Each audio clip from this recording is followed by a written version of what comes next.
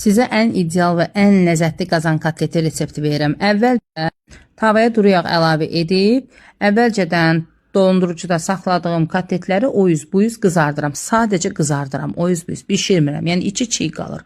Daha sonra həmin o kotletləri qızartdığım yağda da yarım aypara şəklində doğradığım soğanları qovururam. Soğanın üzərinə bir qədər duz əlavə edirəm, bir qədər də şəkər tozu əlavə edirəm və sarı kökünü də vurub üzərindən rəngli biberləri əlavə edirəm.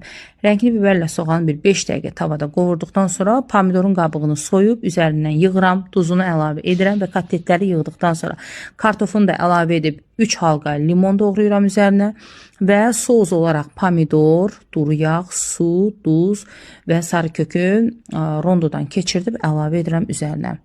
Yarım saatdan sonra bütün evi ətri bürüyən möhtəşəm bir yemək ərsəyə gəlir. İnanın ki, dadına, ləzzətinə söz ola bilmir.